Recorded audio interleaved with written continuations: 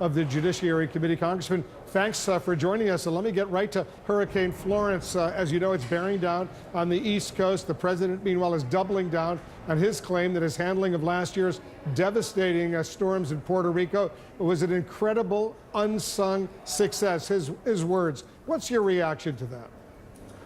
Well, the president, of course, is a master of deception, and those irresponsible remarks illustrate the clear difference between the Trump administration and Washington Republicans and House Democrats. Donald Trump is fighting for himself, in this particular instance, rewriting history, because the response of his administration to Hurricane Maria was clearly a disaster. House Democrats, on the other hand, we're fighting for the people, lower health care costs, increased pay, cleaning up corruption, to make sure that Washington works for the American people. For instance, in response to natural disasters like Hurricane Florence. Do you believe the Trump administration is prepared for Florence? Well, we certainly hope so, but in order to prepare, you have to learn from mistakes in the past. And in order to learn from mistakes in the past, you have to be willing to acknowledge them. And the Trump administration failed to adequately prepare to the storm that devastated Puerto Rico and the Virgin Islands, failed to appropriately respond in the immediate aftermath, and continues to fail to respond in terms of the recovery to help Puerto Rico and the Virgin Islands rebuild themselves.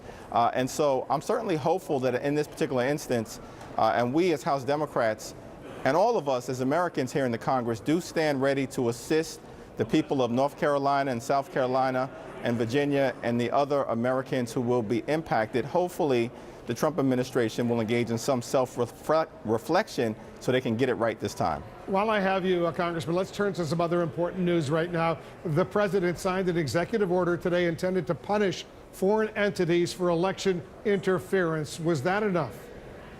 It certainly is not enough, because Donald Trump, one, has still singularly failed to acknowledge that Russia attacked our democracy. It was an act of war by a hostile foreign power, perhaps done as part of a conspiracy with members of the Trump campaign to sell out our democracy and artificially put someone into 1600 Pennsylvania Avenue.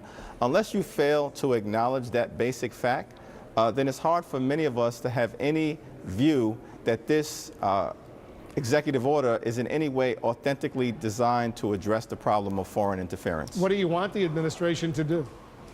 Well, Congress needs to act, because that's the only way to guarantee that to the extent individuals or hostile foreign powers interfere with our election moving forward, including in the midterms that are coming up in November, that there will be decisive action that is taken, because the law will require it.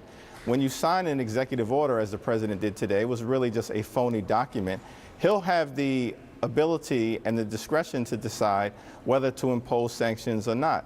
And based on his track record, particularly as it relates to Russia's interference with our election, nobody should hold their breath. All this comes as a brand new CNN poll shows that more Americans trust Robert Mueller's handling of the Russia probe a lot more than the president's handling of the Russia probe.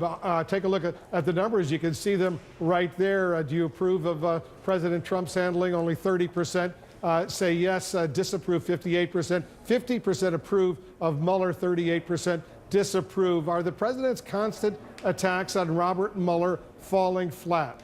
They're falling flat, and they're backfiring, as they should. Bob Mueller is a war hero. He's an American patriot. He sacrificed himself during the war in Vietnam, came back home, has dedicated his life to public service. And certainly there's reason to believe that he's going to continue to conduct himself in terms of this investigation and allow the facts and the law to arrive at a conclusion. Meanwhile, the president, again, trying to distract the American people and undermine the investigation. The only person that reasonably believes that this is a witch hunt is Donald Trump and his co-conspirators, unfortunately, here on Capitol Hill on the other side of the aisle. Congressman Jeffries, thanks so much for joining us. Thank you, Wolf.